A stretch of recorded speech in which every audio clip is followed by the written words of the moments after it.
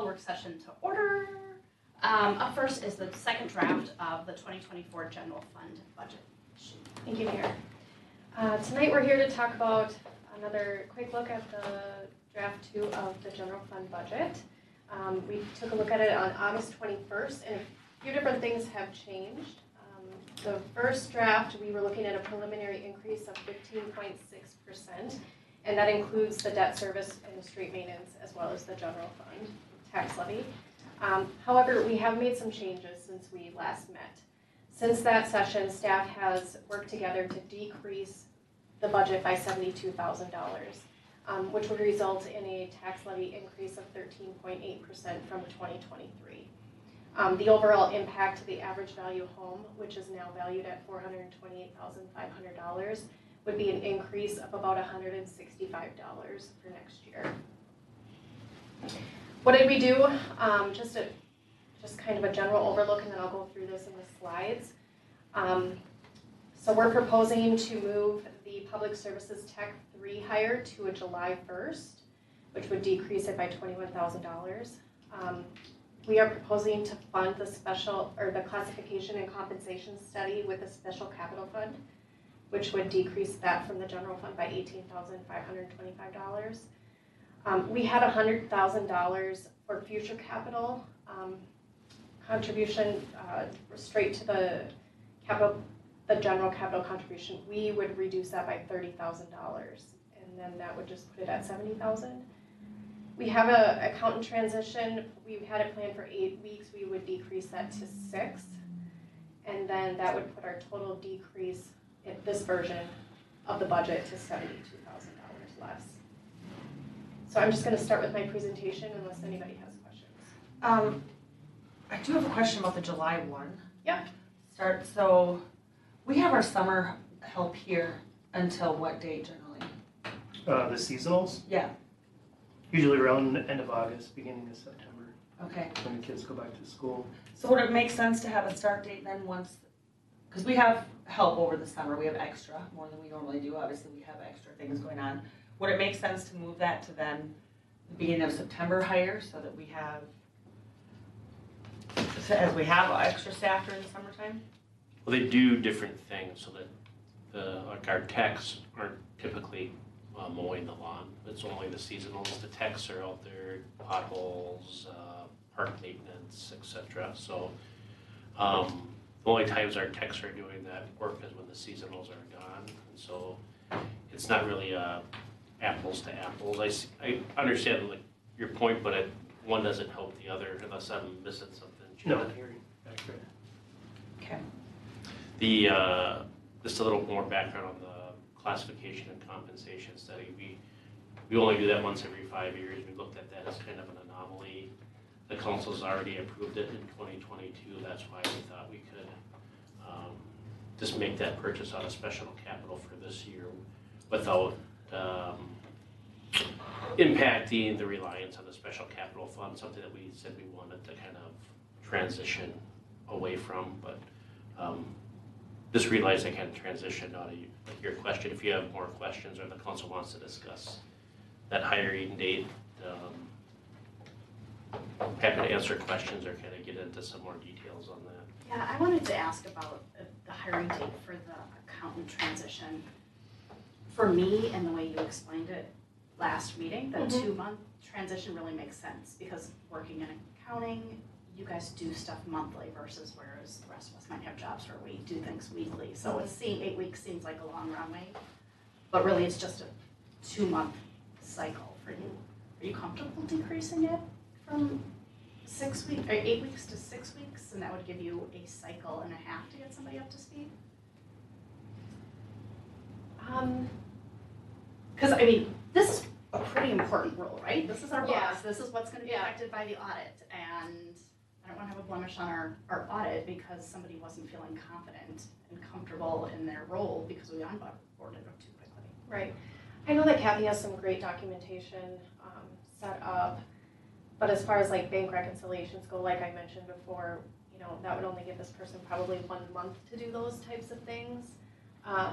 I would be available. It's just looking forward at, we'll be in strong budget time next year. So as far as what my capacity would be to help this individual do those types of things, I don't know. I would support keeping that at 8 weeks. And I'm happy to see that it went down to 6. I had already talked about the last meeting that I thought, I'm glad there's some overlap for sure, but I think 8 seems a little bit, a little excessive. Only because if this person, let's say this person quit, we wouldn't have a 2-month overlap. Or, so being able to have 6 weeks, I think, is a very strong spot for us to be in, by allowing us to even have any kind of overlap. Yeah, and I appreciate you guys being reactive to Christie's concerns and sharpening the pencil. However, this is less than $2,600. It's a really small amount of money for a really important role. So I'd like to see it remain at 8. And I think we could say that about any Sure. amount that we, that we're looking to pull out here.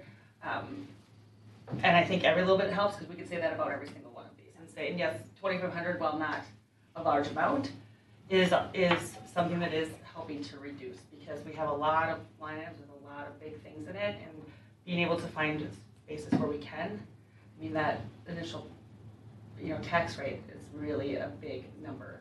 So, while it's only this much, I mean, it's a 1,000 cuts here. Every little bit does matter. Every little bit is somebody's I get dollar. it. I get that we're divided on this. Eric, or Christie, or sorry, Lori. I'll get you. Any thoughts on this one? I was leaning towards 8 weeks because of the response at the last time we discussed this, and that the little knowledge I have about accounting, even though I now work for a financial firm, but just having that. I hope they're not watching.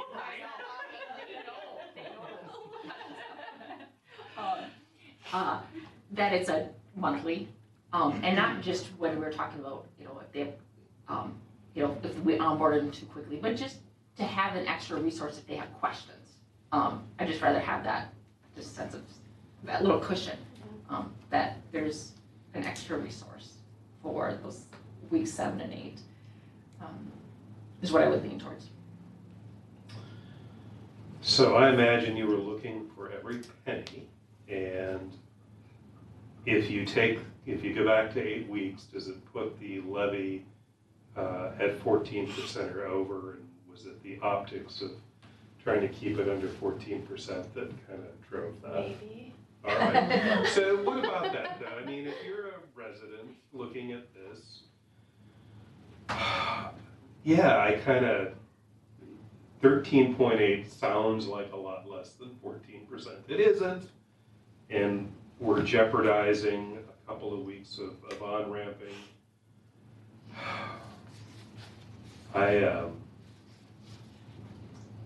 I guess I'm fine keeping it at the 6 weeks. And I don't want to, all the work you went into finding the dollars to get it under 14%. I don't know that I want to jeopardize that if the comfort level is there at 6 weeks. If it isn't, then go back to the 2 cycles. Well, I would offer you don't have to make that specific choice, because we're still waiting for health insurance numbers. There's going to be some other modifications. We're asking you to set the budget for the budget, and so I pushed on Lynn and Chad and the rest of them, let's make some cuts. In a perfect scenario, we'd like to keep them all, because that's what we came to you with and said, hey, this is what we think that we need. Our team felt like there was a little bit of we like it, but man, that number is heavy. So every one of these, there's a downside to. There's probably projects and public services that aren't gonna get done at the same rate that you'd like them to get done, because we're adding this person in July, and as you know, a lot of stuff happens in spring, and so is that tolerance within an acceptable amount? And I would say are any of these perfect? No, but I think all of these are within that tolerance amount of I'll take 6 weeks. Would it be better? Of course, could we start this person in September. It'll be a little bit more painful. We could wait another year, frankly. If, you know, or we could start them in March and get a bunch more stuff done, and so, you know, we'll lay it out, but that spectrum is kind of up to you. But I would offer that, you know, without being like parental, like, you don't need to like figure out where you're gonna be at on a $2,000 purchase in this city. Tell us where you want that levy to be, and then we can create scenarios to help you get there. It might not be the ones that you see here. It might be a combination of things. But if you said, hey, we want to be at 12.9, that's what we're going to set it at in between September 18th and truth and taxation. We want 5 different scenarios of how we can get it to 12.9. I mean, that's the kind of conversation that would help us. And I think in the end, help you get to where you want to go. Okay, thank you. All right, so tonight we are at our general fund update with our draft 2. Next time we will be presenting to adopt the preliminary levy and budget. In October, I will be here with Tammy Ondal with a long-term financial plan and enterprise budgets. In November, we will be reviewing financial conditions, and I will have a draft of the TNT, and then we will be adopting the final levy in December.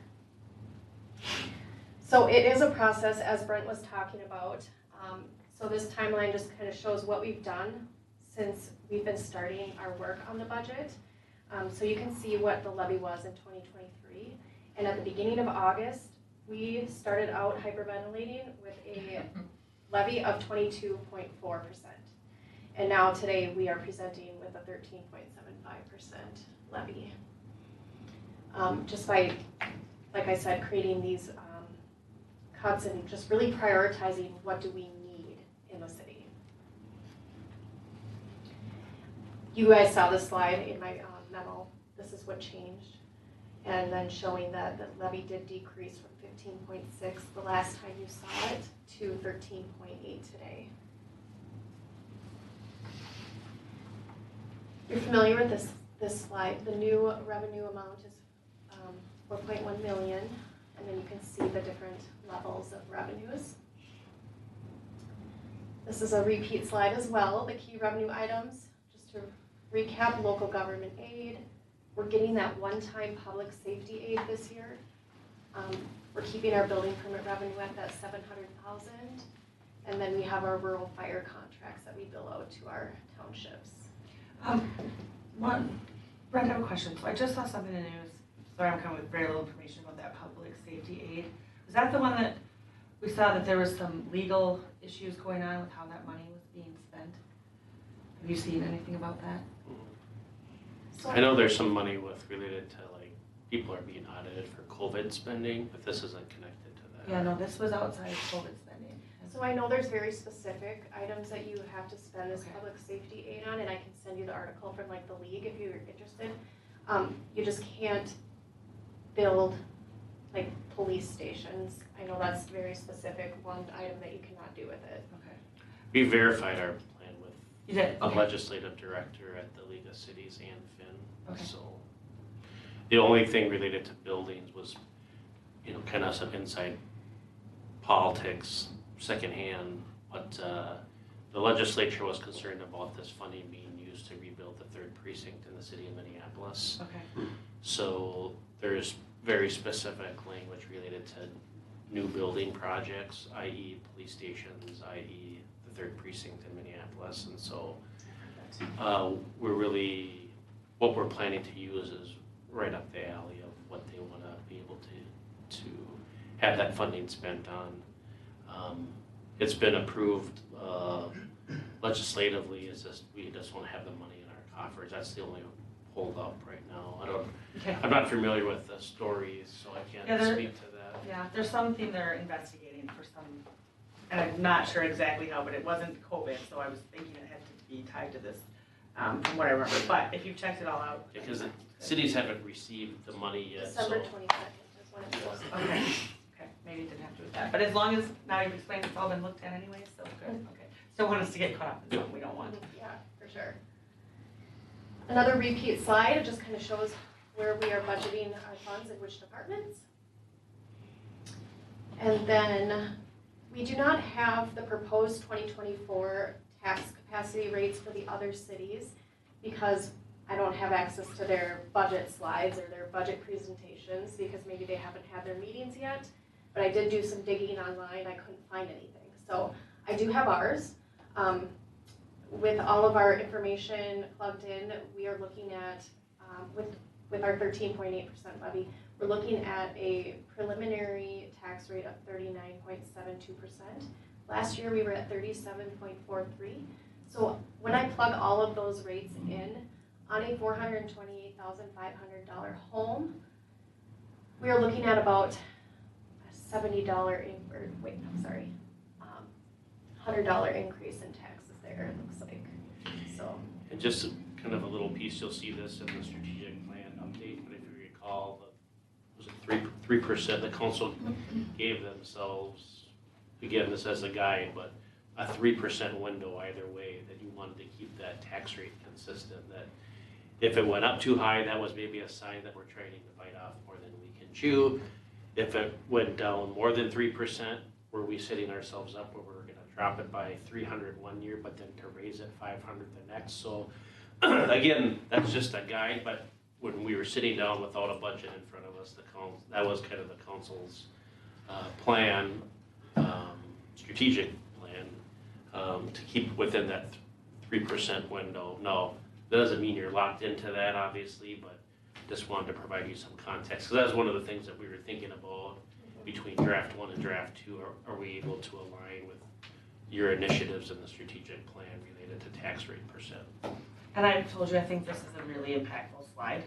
And I think that when we settle on wherever we settle, that this is important that the public sees this, because we talk a lot about taxes and we get compared to other cities around for different rates for everything. And I think this one is really important to see that we're not as high as some of our really, close surrounding cities here. And we'll have those other cities by the time we present this. Let's hope so. I mean, not guaranteed. I mean, No, it's funny, you say it's important that people see this. I think we're doing a great job, and we've talked Yeah. about this before. Like, this is public, this has been public since last Thursday when the packet came out. Yes. Anybody Oh, should sure. find it. The fact that you're struggling to find this for our neighbors is, like, makes me feel like we're just doing really well in this. so that's one thing is I do put all of my presentations with my packet, and that's one thing that a lot of cities don't do, so then I have to watch their actual meetings to try and find out what they're You just doing. can't get enough city council meetings. Tuesday morning. So, but I also want to point out that last year, our tax rate did drop by almost 10%. So, to have that 3% strategic plan, I think it's good. You don't want swings one way or the other. So, We'll have the data for this truth in taxation, but yes. cities have all the way through September 30th to certify it. And so we'll have it in the TNT presentation, but probably no sooner than that. When you said you're gonna update, you just meant the numbers, not the cities, because we're leaving this specific to Carver County. Well, Carver. I was going to update their It'd be the number. their I didn't- tax rate if I could find it, Okay. like what they're proposing. Yeah. So. Like, one of the things that's probably a to-do for us that we can show on the truth in taxation is we can take our peer cities that you discussed a couple months ago and have another slide showing how we stack up to those cities as well, just to give you another data point to compare and contrast. And I also want to remind the residents that they do not pay any franchise fees here at the city of Carver. And so this slide has actually changed over the last few years because there were more cities on the lower half of this that were not paying franchise fees, but this is getting smaller and smaller. Now the only cities remaining are Carver, Mayor, and New Germany that do not pay franchise fees. The rest of them do pay some sort of franchise fees. So that was sort of impactful too in the research. Just a note on this, and I think we might have talked a little bit about this, Aaron, but each of the fees for each of these cities is gonna be different. Some people charge by meter, some people charge by subscriber. Some folks charge a percentage of the gross revenue. So there's gonna be a kind of a whole slew of different ways to look at this, and so I think we can present it, but I think the more that we get into that detail, it might become a little bit too granular for someone who's not involved with it on a day-to-day basis. I'm not involved with it on a day-to-day basis, and so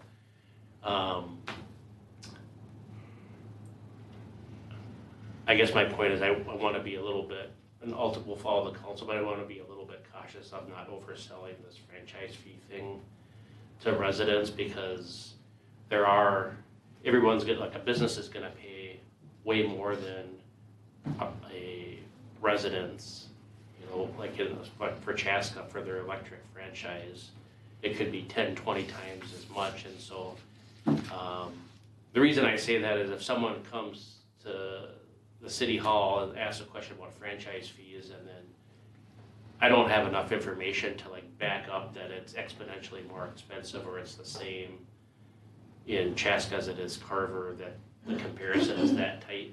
Other than I know that they charge more. I don't know who's paying for it, if it's that resident, and how it compares to their taxes. And so summary is it's complex, and so the more we get into it, the more complex it might get. And so I just don't want to stick our neck out too far, or would caution against that if that's the route that you're thinking we should go. That makes sense, as opposed to trying to figure out what each of those fees are to do that comparison, which is what we talked about in the last meeting. So I get why you wouldn't want to do that. I mean, that's primarily like one of the reasons they really want these data centers, is because they use a lot of electricity. They pay huge franchise fees, but I'm not familiar enough with their system to see how that relates to, like, if all of us, having single family homes, what we pay in comparison to this data center. We can do that analysis, but then to what end and how would you use it? The fact that we know that they charge them and they vary in amounts, we as a council chose not to, partially because we chose to be transparent in our taxing of our citizens. So, I mean, beyond that, I don't think that we need to provide them with cologne charges $2 for MetroNet. Because, We don't want it. because, well, I mean, that's busy work for no reason to me. Yep. Well, and there is, this goes back a year, but we actually connected with MetroNet because they had at the bottom of their internet bill, it said Carver transportation tax, and it was like $1 or $2, and it was the counties, and we pursued them and said, can you call that Carver County transportation tax? And they, to their credit, changed it about 60 days after we made that pitch to them. So, Carver County is, up there too. There's a whole host of cities that you'll see I'm going a little bit off topic here, but there are a whole host of cities that are looking at local sales tax options, some very locally. And so that's just another way on top of the franchise fees, or, think of like municipal liquor. Some cities are looking at municipal cannabis dispensaries. They have electric utilities. And so there are a whole host of like revenue sources, franchise fees being one of them. Would that be like Courtney as the weed inspector then? Well Believe it or played. Those shirts would probably sell well at Steve O's. But can you get them by Friday? I don't know. I don't think we can. But so Carver is really unique in that your taxes are what, and your rates are what people are paying for, and there's no other things connected with it, so. All right, so market value data, residential market value increases of 4.5%, and overall, with commercial and apartments and ag, for the city of Carver is 11% total market change. New construction was 6.65% from the residential. It's a $59 million increase in the new construction. pretty impressive. Here's a slide that shows what the new residential construction value added has been over the last many years, since 2015. So you can just see how much building there has been going on since 2019 especially. It's just really increased, and the value that's been added has increased. Last year was a very big year. Do you have an idea where we'll end up this year? As far as value, Probably similar to this 22, past year. yeah, 22? yeah. Our debt service preview for the general fund is looking like it will drop about 8% from last year. We have one fund that's falling off, it's the 2015 B refunding. Other than that, everything else is planned as usual. The street maintenance levy and pavement management plan. This is the third year of our street maintenance levy. We're planning to levy for $420,000. The scope of the work is planned. The biggest item will be the 4th Street reclamation, and that will be a municipal state aid project.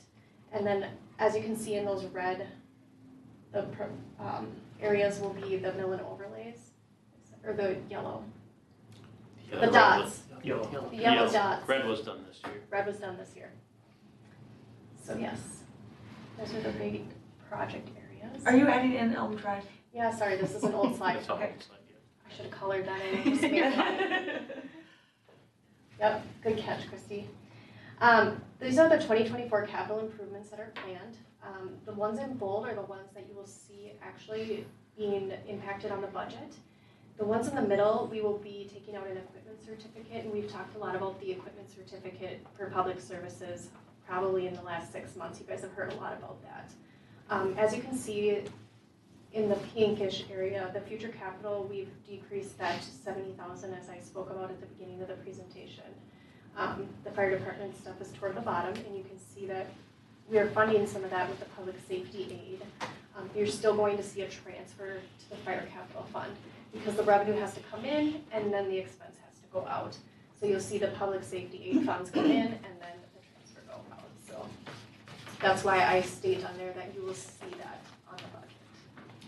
And so just a reminder, in that area in the pink, the idea would be to, when the 3rd Street Bridge project falls off, that $100,000 is applied toward future capital for equipment in public services.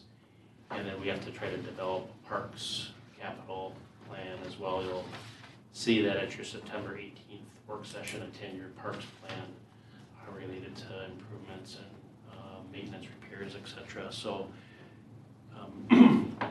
trying to have that incremental approach where you have, you have some money that you can reassign rather than increasing $100,000 for capital next year, and then also $100,000 for street maintenance and $100,000 for fill in the blank. And so part of this is filling the need, and part of it is a kind of a incremental strategy to build fund balance for these things so that you don't have to do this, close to $1 million equipment certificate. It's just finding that right pace that funds those, but also is cognizant of the tax impact or tax sensitivity that folks will have to trying to build that for, maybe a long-term financial gain because you're not paying interest, but maybe short-term pain as it relates to increases in taxes and then finding that right spot. So just to view our general fund levy history, you can see the change in the percentage as we go from 21 to our second draft at 2024. Last year we had a 6.8% increase, and as we come today, we are looking at the draft 2 at a 13.8, and this includes general levy, debt service levy, and the street maintenance levy. So estimated property taxes, and we always like to talk about the average valued home, and you'll hear this a lot in municipal government and when they're talking about who is affected. The average valued home just happens to be $428,500 here at the city of Carver, which seems high. It just is. And that increased by 4.31% from last year. Unfortunately, anything over $413,000, you don't get an exclusion for the homestead exclusion. It's just Minnesota property tax rules, calculations, whatever. So that second line up there where you see the subtraction for last year, it's 0 this year because there is no subtraction because the amount of the value is over $413,000. How often does that adjust? Actually, very rarely, but next year it is adjusting. Okay. So, good question. So, you come down to the bottom, you'll see the city of Carver tax rate last year was at 37.4%. We're looking at 39.7% this year. Can I ask you a question? Yes. I'm sorry, I think I missed something here. So the 410, so the homestead exclusion that would go away, that's for that price point, or is it for all of the city because we have hit an average level? It's just for this house. Just for that one? Okay, Yep. sorry. So, no, that's a great question. Right. Yep, that's a great question. Yep, so down at the bottom, this certain house would see a 10.7% increase from 2023, which is $165. Just a little add-on to Lynn's as it relates to our strategic plan. Now, this is like a perfect example of how that tax rate strategy might have come into play differently last year. So if we decreased our tax rate by nearly 11%, so we're right around 47%. But the optics, we dropped to 37, and we're in all our own different ways feeling anxious about the 39. But if the tax rate would have stayed within that 3% window and went from 47 to 44, and then this year from 44 to 41, you'd be funding everything that you had in the first draft plus more. And so it gives you just a window into like keeping that swing limited. And maybe sometimes you can say, you know what, we don't need all this money. We're going to give it back through a tax cut. But then as we develop these 10-year plans, you can start to see the need and maybe manage that a little bit better. So it was really a good idea by the council to go from 5 years to 10 years because our view to the horizon is a lot more clear, and so we're seeing some of these bigger purchases and are able to manage it in a more thoughtful and clear way. But I do, in looking at this slide, I think this gives you an idea of how what you do in 1 year really impacts how you look at your budget and your financial condition differently from year to year. So this gives you some more examples. So a home with a value of $428,000 in both 2023 and 2024 would see a $98 increase. A home with a value of $410,000 in both 23 and 24 would see a $94. And I just laid out a whole bunch of examples here. So the market, go ahead. Did I was you say just clearing my something? throat, Oh, okay. sorry. What did you do? So, Since I'm back in the 90s, let me clear my throat. so I put, that's like a really good sign. So I have the 23 market value and what they paid in city taxes with our tax rate. And I pulled actual homes. And then I inflated it by the 4.5 growth rate. And then I applied our new tax rate, okay? And then the 2024 increase is what I'm projecting the city taxes to increase at these different values of their home. So anything from a $239,000 home will now be worth $250,000.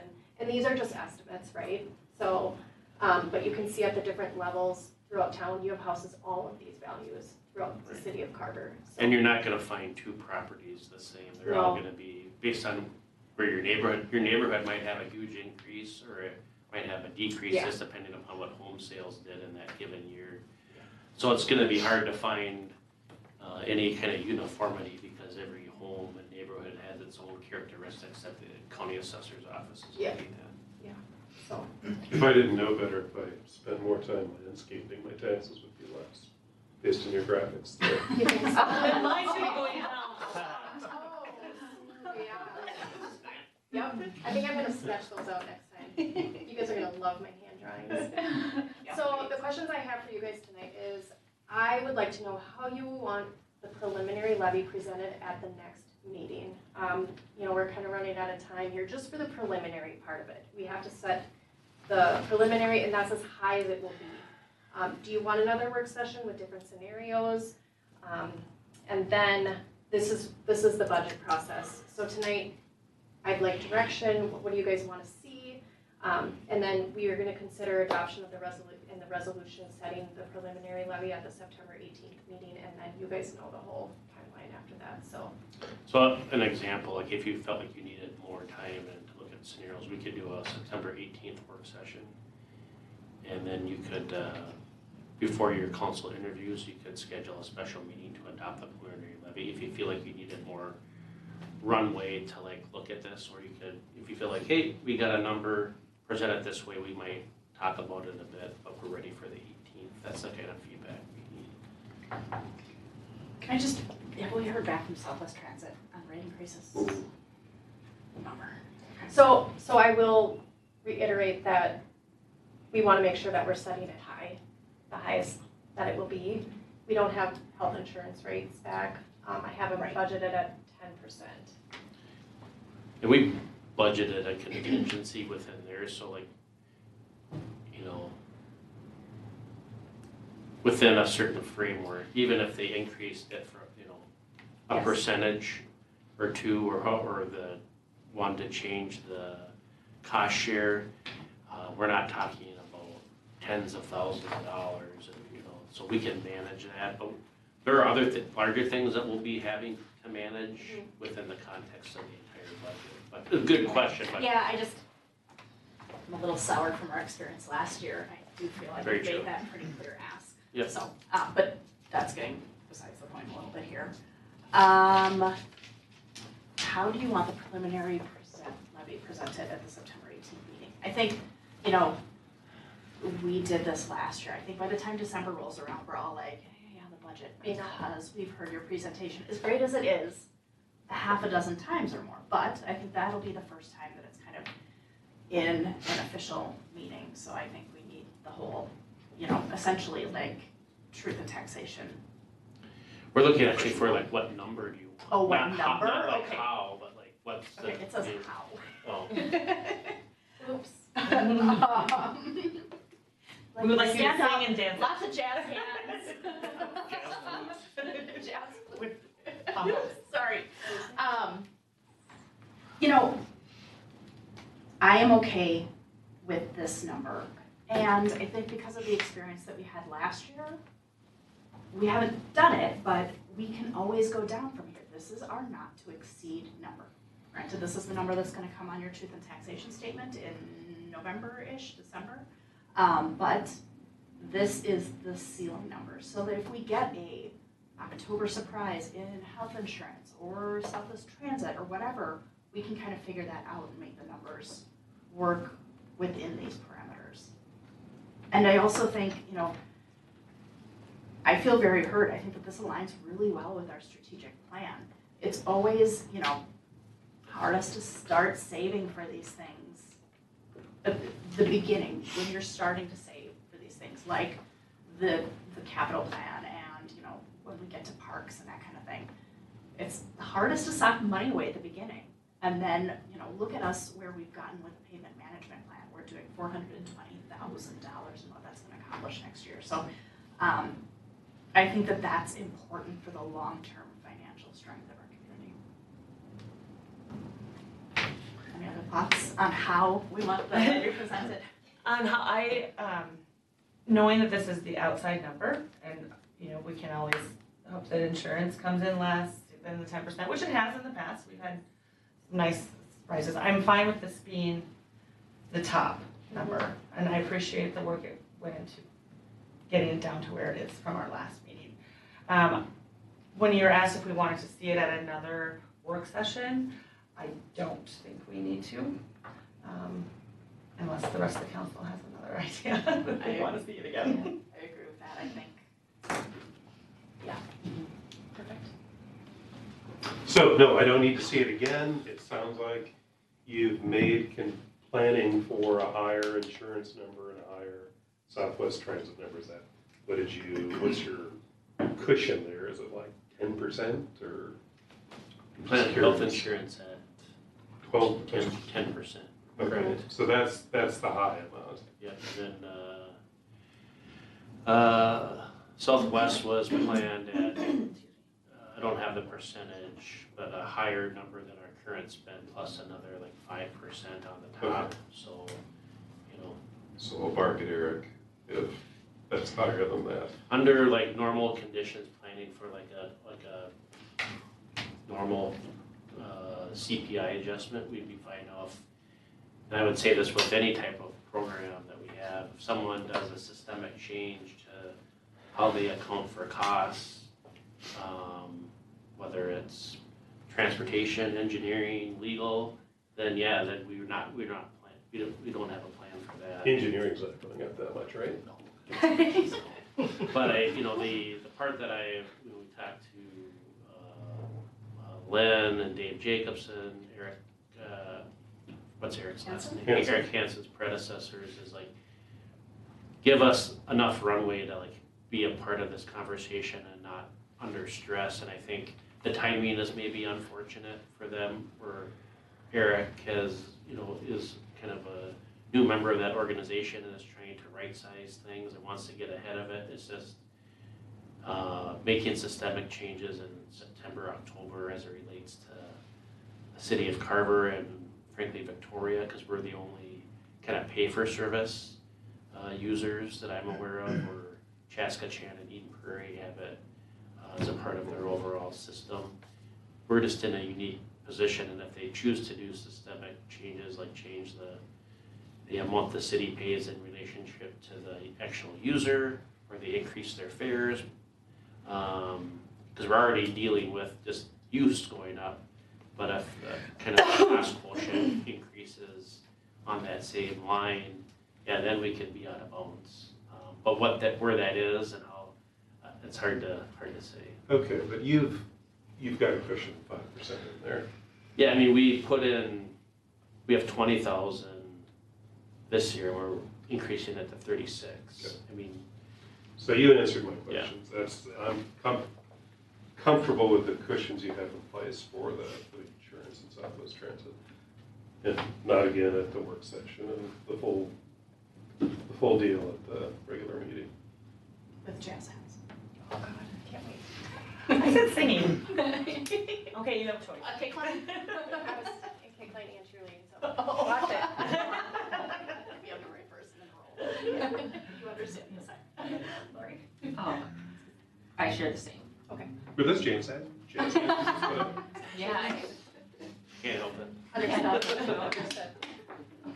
Do you have what you need from us? I do, thank you. Okay, super, thank you. The draft 10-year streets plan, Aaron Schmidt. Alrighty. I have some paper copies of the maps too. Does anybody care to have a paper version? You want me to pass those Yeah, out, Brent? we thought it might be easier so that you can have like the big map in front of you. Just, yeah. This is a Just sign. just This take is- one each, please. Just pull one out of there.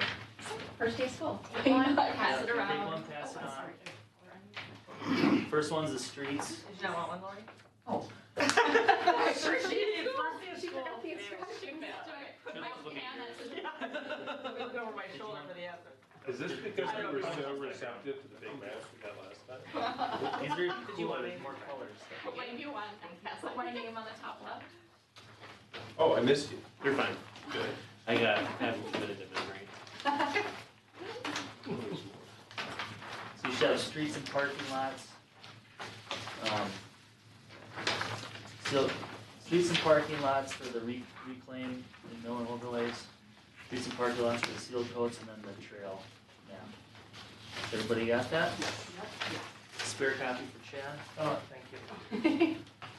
Alright.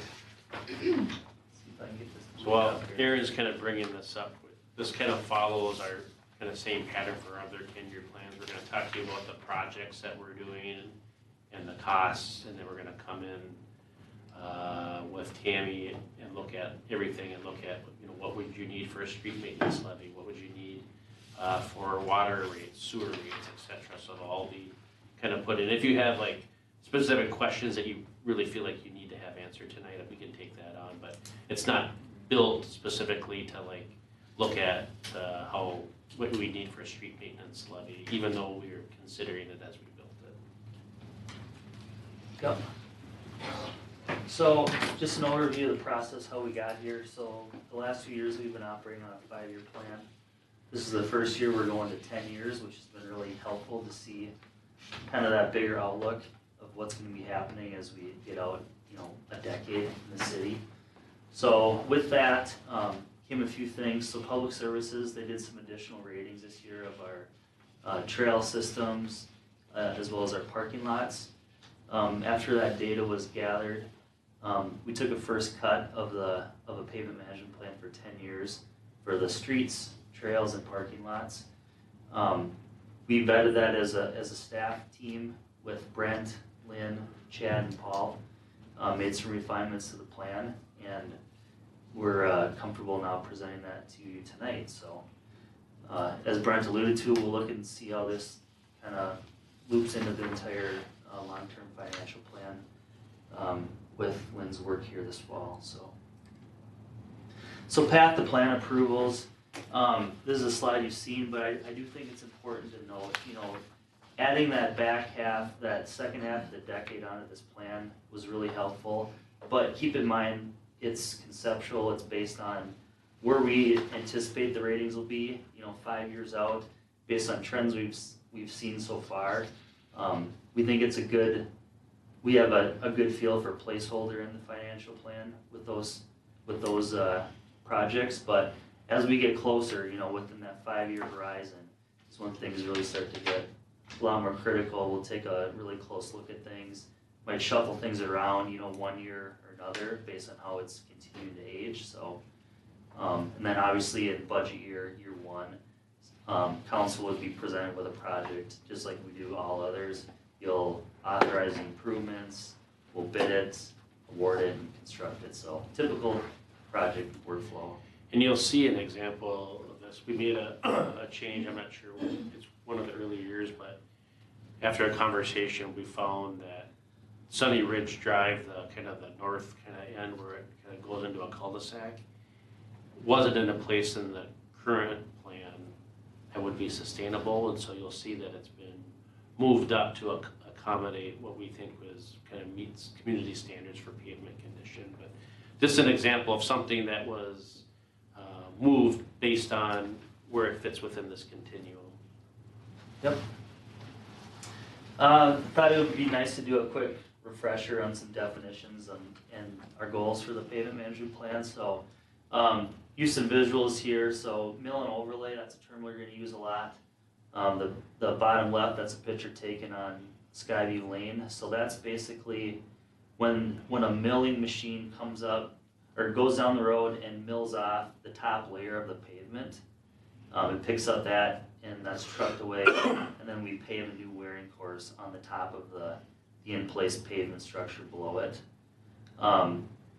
When that road is too far gone, it turns into what we call a reclaim project. We'll be using that again tonight frequently. So that's when the condition of the roadway is such that doing a mill and overlay isn't going to work anymore. There's just too many cracks, they're too frequent, and it'll just get into a position where it was, in a matter of a few years. So it's not cost effective anymore to do that. So that's a reclaim. So that's when the entire bituminous pavement is ground up.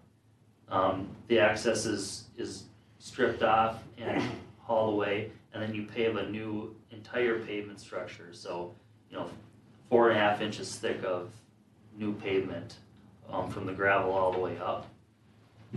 And then lastly, full reconstruction. That's not something that we're considering right now in this pavement management plan, but that's used when the entire sub-base of your road is completely failed, which we're not anticipating right now, but that would be necessary then. Another case when you'd have to use that is if you have to do utility work below it. So say the entire sanitary sewer has to be replaced on a block.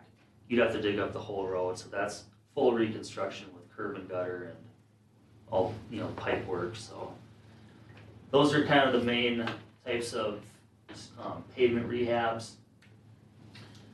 Does Carver, are we in jeopardy anywhere in the city for full reconstruction? Any projected point that you have? So not what I'm seeing right now. So we did a full recon in 2019. That was the last we did that. But we're, the goal now is to stay ahead, so we're not having to do that. So Well, the That top was was, saying- that was also to add some curb and gutter. yes, yeah, for sure.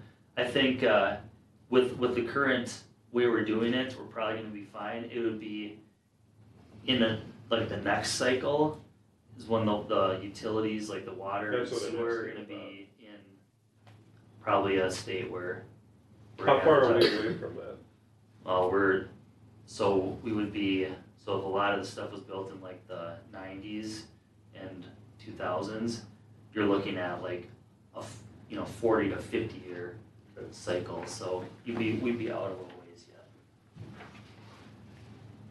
A couple more things, so chip seal, which is commonly referred to as a seal coat, that's your left picture there, that's actually taken out here on Broadway. So that's when a hot layer of asphalt emulsion is placed down on the pavement, and rock chips are actually dropped onto that hot oil and sealed up. So that seals your pavement surface. It protects it against any moisture getting into it and expanding and contracting with freeze-thaw cycles. So that's important, just to seal the pavement up. It also helps a lot with oxidation. So in the summer, the sun really basically bakes the oil out of the asphalt over time, so the pavement becomes brittle and is susceptible to cracking more. So the chip seal or seal coat is what seals that up and prohibits that or prolongs the life of your pavement. Fog seal is one we're going to hear tonight. That isn't something that we've done in the city yet, but we've done it one time, I should say, with the Jonathan Carver Parkway project. We did a little test strip on a piece of trail, but that's something that we're going to introduce into the trail maintenance, one of the methodologies. Again, it seals it up from the oxidation happening and cracking, but we don't put chips on a trail just because the surface it would become more rough and it wouldn't be desirable. So just a fog seal. Is that only done to trails in this context? No, you can do fog seals to like parking lots or Okay. like what you would get on your driveway at home, that kind of stuff. That's what a fog seal is essentially. But we don't have it planned for anything other than trails. Correct, just for trails. Okay. And then crack sealing is done in conjunction with both of those. So what they do is ahead of time they'd fill any of the cracks with a crack filler material, and then you put that layer on top of it. So, alrighty. Moving into goals then, this is again a repeat slide from last year, but I think it's important to note, obviously what are we trying to do? We're trying to reduce city costs over time. So we do that by extending pavement life. A pavement management plan, it sets a clear budget expectation, which I think is really helpful. We try to group projects to the extent possible.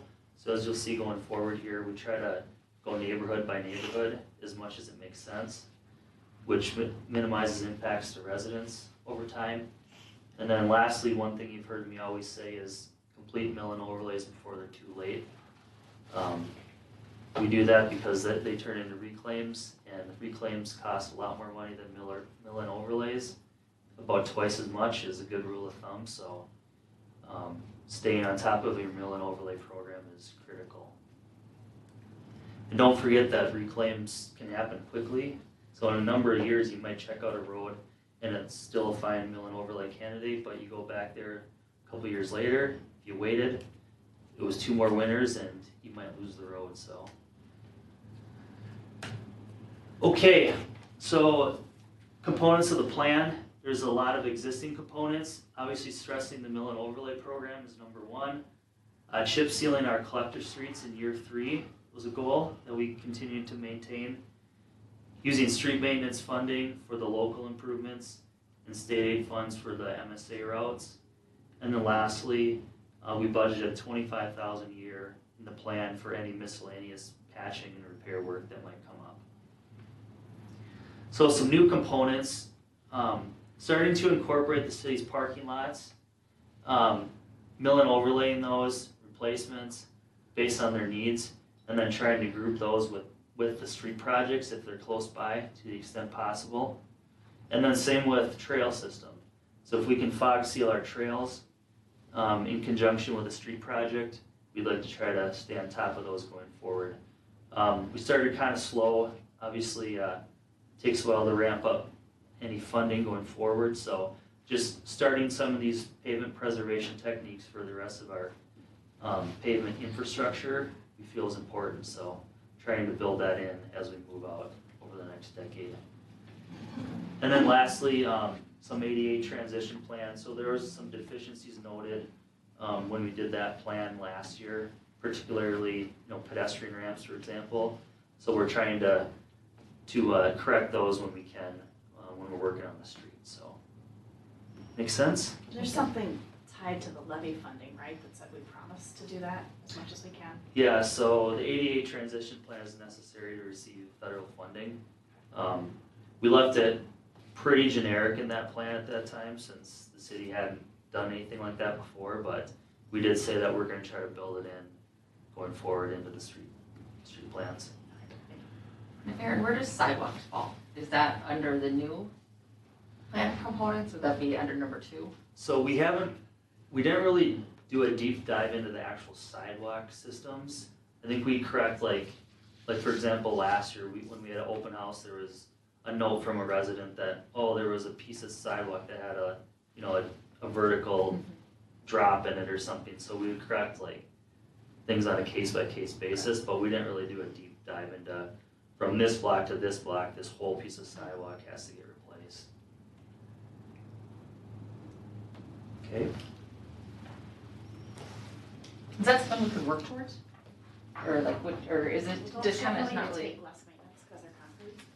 Yeah, that's we the just kind theory. of deal with when it comes up, it's just visually obvious. Yeah, and we thought if we added that complexity to it, it was gonna snowball pretty quickly. So we're just trying to do what we can here in good faith going forward.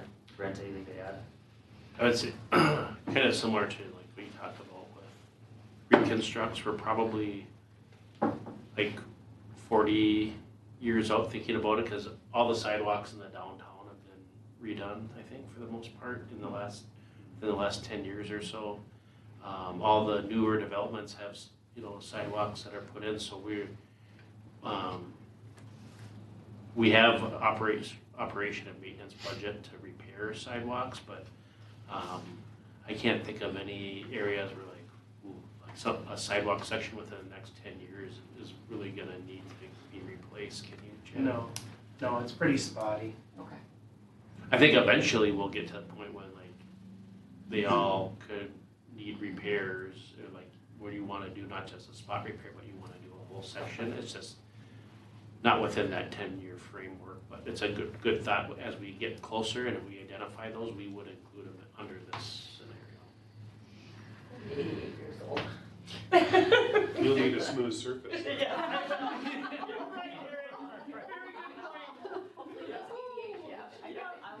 I'm picturing that my garden will be a raised garden. I'll have big off-road wheels on my wheelie. My scooter. Okay, so what I'm gonna do next is basically I have a summary slide for each year. Please tell me if I'm going too quickly. A lot of this in the beginning years is from the 5-year plan, so just slow me down if I'm going too quickly for you. So starting in 24, 4th Street West. So that's a big project. That'd be a reclaim using state aid funds, and then the remaining streets north of 4th Street would be getting a mill and overlay. One item we added new from the prior plan was Elm Drive West. So once we started looking at that, that's going to be 20 years old next year, and that's really a prime time to do a mill and overlay. We're seeing, you can get 20, low 20s out of a road, and they're still in pretty good shape, generally speaking. So we thought if we didn't do that now, when are we going to do it? We probably lose it. We would probably lose it. So that's one thing we did add 2024. Is the other Elm Drive okay then? Yeah, that's That right. We was- reconstructed that in 2019 job. And then just one thing to note, when I'm showing these years here going forward, that's the age of the streets in that program year. So just to always put that in perspective, so we're talking about a 22-year-old street, that's in that year, so think about it in that. I know we're gonna Wait. talk about this a little bit at, I think maybe it's at our next meeting, but as far as the funding, we'll have the 296 in our street maintenance fund. We'll have the 682 from state aid, so that's paid for essentially. Okay, we're taking care of it. Okay. So 2025, again, Brent kind of kicked that one off. Sunny Ridge Drive, that existing portion as you go up the hill, that was one where it's gonna be 29 years old. It's already gone, it's pretty much falling apart, so the question really becomes, how long is council willing to wait before we do something? It's not really gonna get you anything at this point, it's gonna be a reclaim, so we put in 2025 thinking that it was gonna be definitely an issue going forward, if, you know, a patching issue and that kind of stuff, so that's new to the plan. Other than that, starting in 25, we're gonna be going down to the Bluffs neighborhood and focusing our efforts down there for the next 3 years, beginning in 2025. So, any questions on that? Keep going. Okay, just one quick thing to note, the CASA 40 turnback project, that's something that we started to really dive into this summer. We've had some task force meetings. Any of those costs, they aren't programmed in the pavement management plan per se. That would be a separate standalone funding plan and construction project effort. So right now we're really gearing up for any funding opportunities. LRIP solicitations opening here in the next week or so. So we'll be gearing up to go after LRIP again this fall. In addition, we're looking at some trail grant opportunities to get the trail connection from JCP into downtown. So a lot of really interesting things that we're looking at doing there, which I know you guys have all seen, but just note that's a separate discussion that we're gonna be coming back to. So we're gonna be in a place where we can present this for an LRIP. That's the This goal, fall. yep, so the Okay. LRIP application is due in December, so Okay. we're working on kind of the scoping estimate and that kind of stuff. Okay, awesome. We're also applying for a Met Council grant for the trail section. It's a regional, Regional it's federal solicitation. dollars. Yeah. So Okay, great. Can you tell me what the acronym stands for? Local Road Improvement Program. It's what we got for 6th Street a couple of years ago. Alright. So max funding's up to 1.5 this round. Hey, just while we're speaking about trails and just kind of saying it, we had talked about when we looked at the intersection over here by Casey's, you said that there's the potential that we could add a sidewalk there from former county road all the way up to the hill. I don't know where that first cross Oh. street is. Mount Hope. Yeah, on You're Mount saying? Hope. Okay. Up to 7th Street? Across from No, Lions? not quite, but I think it was just to that first block, so Oh, just to the okay. church, Yep, to yep. Trinity. Whatever that street is, I really think we should look at doing it all the way up the hill to Lions Park, because it's one of those, if not now, Yeah. then when are we gonna do it? We're never gonna come back and say, let's tackle this really tricky part of Yeah. town to put in a sidewalk. Mhm. Or a So you're trail. saying you want to go past I want that Trinity trail connection. all the way up? you could do it with the Mount Hope Road. Mount Hope Road is scheduled to be done too. Okay, I So just, you have options, I'm just Yeah. not saying that that's the wrong one. I just wanna put it out there that I think that Mhm. needs to be, I wanna see that trail connection completed. I really don't care if it's with that Mhm. intersection or whatever. I agree, that should be Yes. connected. It's that little sliver that people walk on. Cause it's a tricky spot, yeah. Yeah. Yeah, between the South 40 Turnback project and then this 2026 Mount Hope Road project, I think it's a really good opportunity to dive into that. So we'll definitely look at that this fall and see what the options are for that. Super, thank you. So jumping into 2026, Mount Hope Road, that would be a state aid project that's slated for a reclaim. And then continuing to work down in the bluffs. So there's a mixture of reclaims and mill and overlays down in Carver Bluffs neighborhood, depending on the condition of those streets. Then working in a few fog sealing projects on the trail system. So I didn't really get into too much detail on the trail fog sealing in these descriptions, but you have the maps now too that you can kind of look at those. The key is we're starting to program some of those costs going forward into the plan. All right, 15 minutes. Okay, we'll keep I moving. was gonna say, yeah, no pressure, it's more like 13, but. Yeah, so 27, so that'll be the last year in the Bluffs here for a little while, and then we're gonna be jumping up into the kind of the Spring Creek area. Those streets will be ready for a mill and overlay in 2027. And then, as you'll see, 4th Street West, that'll be up for a seal coat, so that'll be our 3 years after we would complete that project in 2024. So that goes along with our plan to seal coat our collector streets within the first 3 years. 2028, so kind of moving down into the Lylewood Glen area, so that would be Vernon Drive, Lorraine Court. A seal coat of the kind of the next phase of Monroe Drive, which is going to be done here in the next year, and then some various fog sealing of the trails. 29, continuing down to the south, so mill and overlay program on some of the other streets here, so White Pine Way, Ironwood, and then some of those connecting streets, and then seal coating Mount Hope Road, which follows the seal coat program. And then there's a replacement trail segment along Ironwood Drive there that was noted very poorly, so that would get wrapped into the street project. 2030, so we'll be finishing off White Pine Way, Lylewood Parkway. Those are subject to reclaims we're anticipating. And then there's the little piece of Broadway north. Part of that's a road still, and part of it turns into a trail. So we have kind of the road and the trail piece scheduled to be addressed in 2030.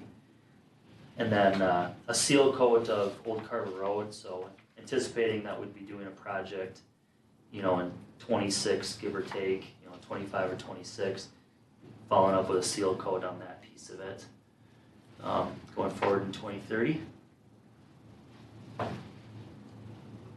2031, looking at Levi Griffin Road, surprisingly that's already going to be 20 years old by then. So doing that, a little piece of DeWalter Road, isn't that crazy? Yes, it is crazy. And then we're gonna try to, at some point we gotta tackle Spring Creek Drive. That was old Highway 212, so that has actually a concrete pavement below it, so we're thinking of just doing a mill and overlay at this point. That's a shared boundary with Chaska, so we have half the cost of that programmed right now in this plan. But Sure then that in 10 years we can find a way to make Chaska pay for all of it, right?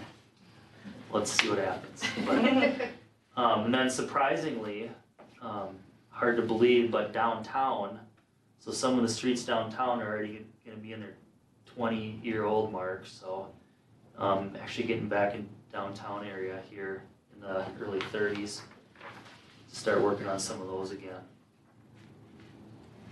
32 basically addresses the other piece of downtown. Those are a little bit newer, but in this plan we do have those costs programmed in. And then the parking lot at Lions Park was scheduled to be reclaimed, kind of in conjunction with the rest of the downtown work. And last year the plan, 2033, so I have Main Street West scheduled for a mill and overlay. And then there is a piece of Carver Bluffs Parkway that was mill and overlaid in 2016. That road will be 39 years old at that point, so we'd be looking at a reclaim of that road. This section shown in pink. With that, looking at the parking lot, that was one thing that we really discussed at a staff level was when do we do that? The Bluffs parking lot. It's definitely showing its age, but fitting it in with kind of the first group of projects when we're in the Bluffs area was looking a little tight just from a cash flow perspective, so we kind of did it at the very end here when we got to the end of the plan and we're really out of the Bluffs neighborhood for a while. So that's, I guess, a couple more items to note. Christie Lane, Tower Lane, Foreigner, that area, that'd be a mill and overlay. We did add paving the cemetery loop roads in 33 since we're going to be up in that area. And then, believe it or not, the first batch of mill and overlay on the Copper Hills development in 2033. So, all in all, I think it's really neat to see how this projects out and see how it starts to work out over the course of a decade. And I think we have a pretty nice plan, so excited to talk more about it now. Any questions? Any questions? I have one. And we are looking at, and now I can't see what year it's in, Broadway here. Mm-hmm. The section, can you tell me what year that? 30? Okay. And is that was, I'm looking, is that a total reclaim? We do have it as a reclaim right now in Okay. 30. I only asked what, we have 2 houses on that road, and that's it? Mm-hmm. And are we, there's no way to add additional houses? Is it landlocked in at this point? Yeah, just the terrain, there are no buildable lots. Okay. Okay. So is a road like that gonna be worth a total reclaim? I mean, I realize that's, I guess it's 7 years from now. Is it something where we can do some more mill and overlay on this and keep it before we would do a reclaim on a house or a length of road that has 2 homes? Sure. It's in really bad shape right now. I guess I haven't been. Yeah, Yeah. it's a lot. And we It's really bad kicked shape. this one around at a staff level too. It's like, well, what do we do with this road? It used to be a county road. It's constructed way more robustly than we need to going forward. So I think from a money perspective, there's definitely some stuff we can do to make it less impactful that way. But Are you talking about like, so, yeah, like changing the section. okay, so it won't be quite as wide? Yeah, or Possibly obviously as thick of pavement and that kind of stuff. So Okay, okay. yeah. Do we hear from those residents at all? I mean, I don't think it's a safety concern. I mean, because yeah, it No, there's, doesn't need to be as big of a road as it was, Mhm. but it's in rough shape. are you talking the past the trail section or the street section? Where you can drive your car, that darker blue on Broadway. Oh, no, haven't heard. I mean, at some Either. point, like, I don't know what the analysis is, but, if you look at the cost of a reclamation and annual maintenance, at some point, there'll be an intersection of where, if those homes ever came up for sale, it might be within the sphere of, like, it makes sense to say, like, do we repurpose this road? Do we buy these properties? I know unfortunately, I forget his last name, but Ken passed away about a year and a half to 2 years ago. Are there other things, should that road have a different feel? Should it be a road? But the home in the center is a very nice home. And, thinking about it differently, I guess maybe is the headline here of like, is there a way that access can be maintained without giving it like the full like 2-street reclamation for probably what amounts to be half a mile of like street that really serves as a private driveway and a trail. Like, and so we have some time to think about that, but good Yeah. point. And I don't know that I'm for taking out homes are kind of in a unique spot up there. I think it's kind of neat. I'd enjoy probably being back there. But again, that full cost of full reclamation seems a little excessive on a road that's a trail in for 2 homes. Mm-hmm. Definitely. And then again, I know we'll talk about the money at a future meeting, but I'm looking at 2033 and I see basically 1.5 million from the street maintenance. That said, looking at the year before that, it's $411,000. I assume that there will be continued funding of street maintenance. And now we it's a went street from- maintenance city. We have our current plan that takes us up to 620, 620. and then we were planning for $50,000 increases instead of 100, and that cash flows. You just have to be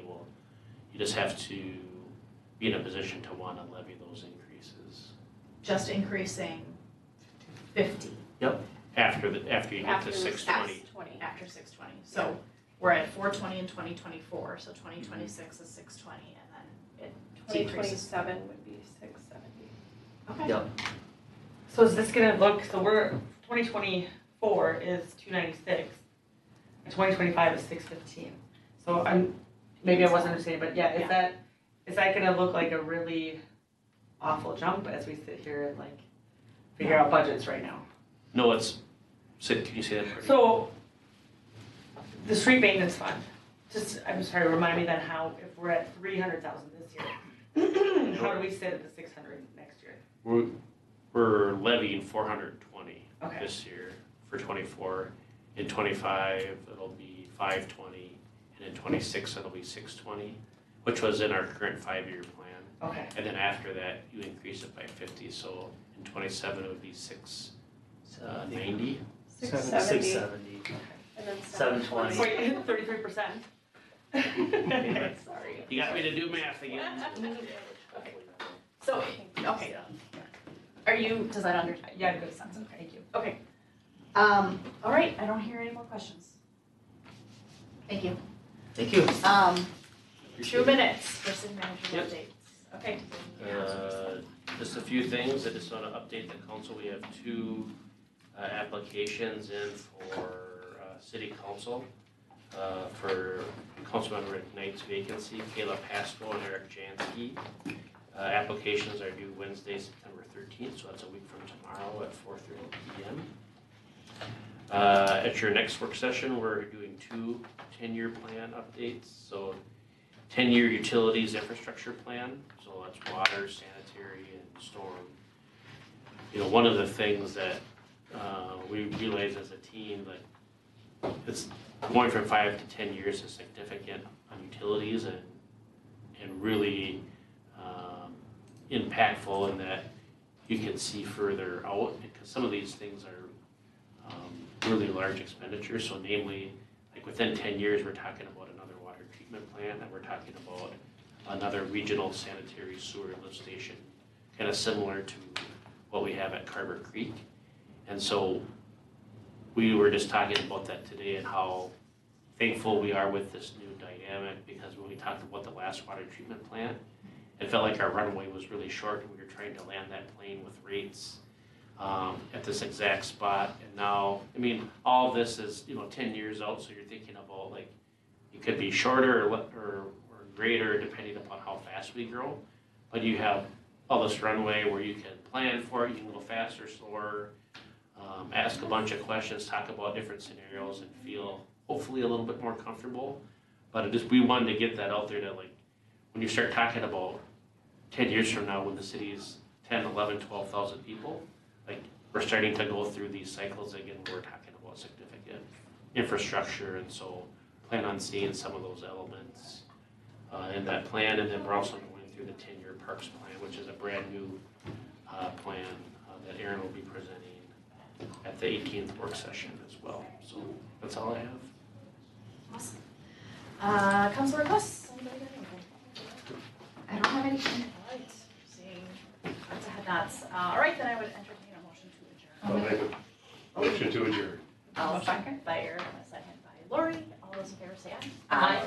Opposed, same sign.